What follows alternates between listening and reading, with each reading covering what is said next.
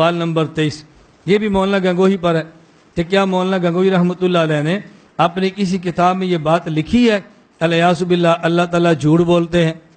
فرماتے ہیں نہ، حاشا وکلا، جو اللہ تعالیٰ کے جھوٹ بولنے کا قائل ہو ہم اس کو کافر اور مرتد سمجھتے ہیں، ہمارا قطعاً یہ عقیدہ نہیں۔ ہم یہ کہتے ہیں کہ اللہ تعالیٰ نے جو فرمایا وہ ہو کر رہنا ہے، اللہ کے وعدے پورے ہونے ہیں، وعیدیں مکمل ہونی ہے۔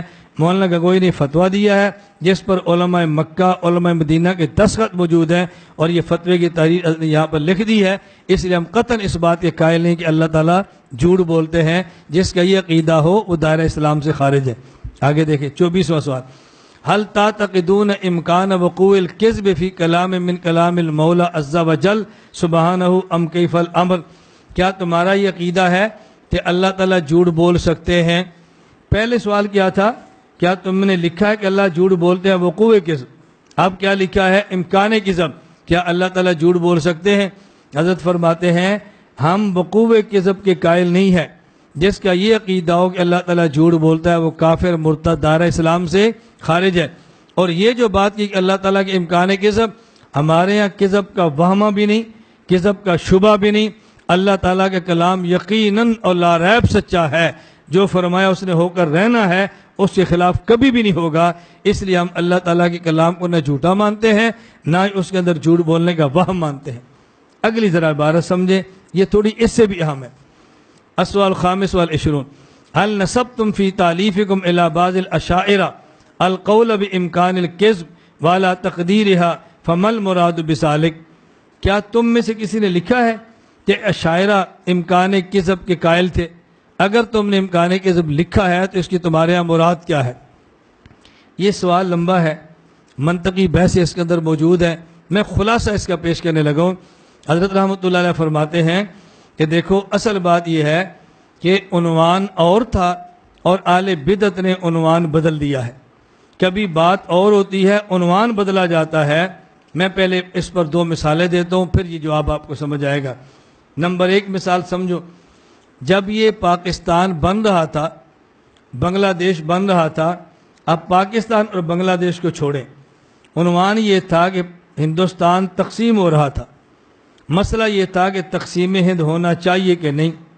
مولانا ابوالکلام آزاد، حضرت مدنی، مولانا طاء شاہ بخاری، یہ حضرات کہتے تھے کہ ہندوستان کو تقسیم نہیں ہونا چاہیے، باقی بہت سارے کہتے تقسیم ہندوستان کو ہونا چاہیے۔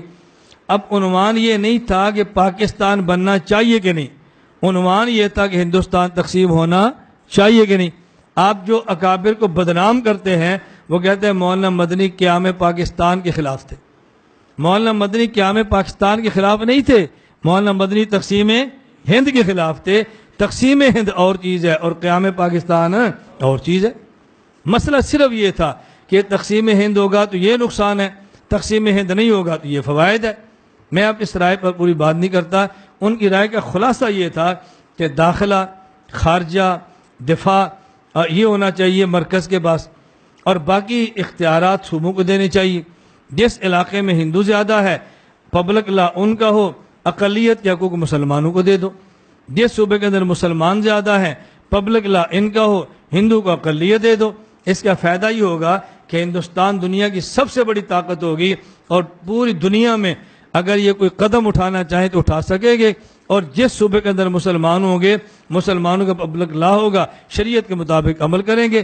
جہاں کم ہوں گے اقلیت کے حقوق مل جائیں گے، وہاں بھی آزادی کے ساتھ مذہب پر عمل ہوگا۔ اب یہ رائے کو ایسے نہیں تھی کہ جو بڑی کمزور تھی، اور تقسیم ہند کا یہ نقصان ہوگا، ان کے اپنے اندازے تھے۔ تو اصل عنوان قیام پاکستان نہیں تھا، اصل عنوان، لیکن بدنام کرنے کے لیے عنوان بدلا ہے اور کچھ بھی نہیں۔ اب دیکھو درسگاہ میں کچھ بچے پڑھ رہے ہیں اور باہر ایک کا والد آتا ہے ملنے کے لیے، اب دوسرا بچہ ایک کو کہتا ہے بھی تمہارے والد صاحب باہر آئے ہیں، تو ٹھیک ہے۔ اور اگر کوئی بچہ یہی بات کہنے کی بجائے عنوان بدل کر کہہ دے کہ باہر وہ آیا ہے کہ جس کی وجہ سے تو پیدا ہوا ہے، باہر وہ آیا ہے جو تیری ماں کے ساتھ رات کو سوتا ہے، یہ تو اٹھ کے اس کو گولی مار دے گا۔ اب مجھے بتاؤ بات غلط کہہ رہا ہے یا ٹھیک کہہ رہا ہے؟ عنوان غلط ہے نا۔ بس اوقات عنوان غلط ہوتے ہیں۔ کہتے ہیں کہ لڑکا تھا تو وہ پڑھنے کے لیے لاہور چلا گیا، تھا پنجاب کے دیہات کا، اور پڑھنے کے لیے لاہور چلا گیا۔ کچھ 6 مہینے 7 مہینے کے بعد باپ کا جی چاہ کے جا کر ملوں، اس کا باپ اس کو ملنے کے لیے گیا۔ اب باپ نے دھوتی باندھی ہے، سادہ آدمی ہے، تو ہاسٹل میں ایک لڑکے نے پوچھا یہ کون ہے؟ کہتا ہے میرے ابو کا یار ہے۔ یہ کون ہے؟ میرے ابو کا یار ہے۔ وہ بوڑھا کہتا ہے نہیں، یہ بھول گیا میں اس کے ابو کا نہیں، اس کی ماں کا یار ہوں۔ یہ بچہ بیچارہ بھول گیا ہے میں اس کے باپ کا نہیں، اس کی ماں کا یار ہوں۔ تو اب اس کو یہی جواب دینا چاہیے تاکہ اس کی ٹھکائی ہو۔ تو اصل دیکھیں عنوان کیا ہوتا ہے؟ عنوان یہ تھا کہ اللہ تعالیٰ فرماتے ہیں کافر جہنم میں جائے گا، کیا اللہ کافر کو جنت میں بھیجنے پر قادر ہیں؟ سمجھ آ گئی؟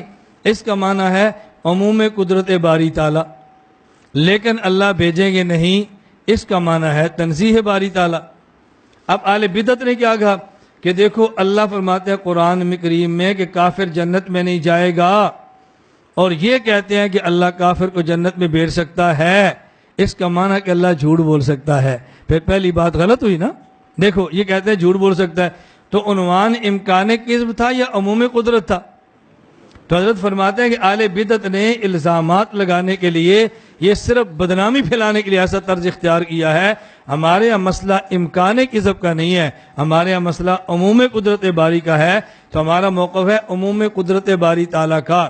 یہ بات الگ ہے کہ جو اللہ فرمائے اس کے خلاف کرنے پر قادر شرعن ہیں یا عقلاً ہیں۔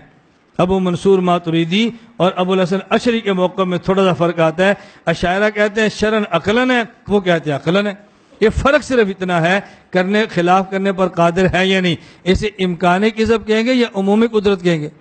تو کہتا ہے جی عنوان عمومی قدرت تھا، ان نے اس کا نام امکان کذب رکھ دیا ہے، لیکن ہم جس طرح عمومی قدرت باری تعالیٰ کے قائل ہیں، اسی طرح ہم ساتھ ساتھ تنزیہ باری تعالیٰ کے قائل بھی ہیں۔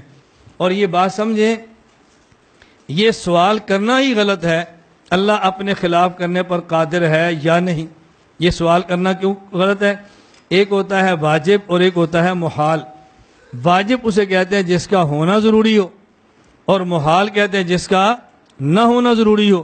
کبھی محال عقلی ہوگا، کبھی محال شرعی ہوگا، کبھی محال عادی ہوگا، لیکن محال کا معنی تو یہی ہے نا کہ اس کا نہ ہونا ضروری ہو۔ تو جس کا ہونا ضروری ہے واجب، اور جس کا نہ ہونا ضروری ہے وہ محال۔ توجہ رکھنا، یہ جس کا ہونا ضروری ہے واجب، یہ واجب کس نے بنایا؟ اللہ نے۔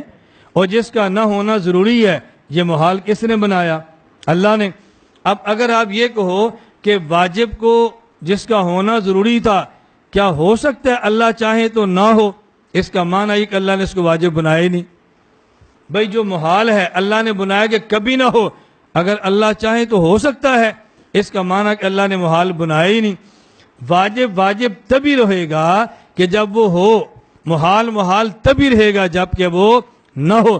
اس کو سمجھانے کے علم الکلام میں کہتے ہیں قدرت کا تعلق ممکنات کے ساتھ ہوتا ہے، قدرت کا تعلق واجبات اور محالات کے ساتھ نہیں ہوتا۔ اگر قدرت کا تعلق واجبات سے مانو گے وہ واجبات رہے گا ہی نہیں، قدرت کا تعلق محال سے مانو گے وہ محال رہے گا نہیں، بلکہ ساری چیزیں ممکن بن جائیں گی۔ جبکہ دنیا میں 3 چیزیں ہیں، بعض ممکنات ہیں، بعض واجبات ہیں اور بعض محالات ہیں۔ اس لیے اس بحث کو چھیڑنا ہی فضول ہے۔ تو ہمارے حضرات نے فرمایا ہم عموم قدرت کے بھی قائل ہیں اور ساتھ ساتھ تنزیہ باری کی بھی قائل ہیں، ایسا ہوگا نہیں۔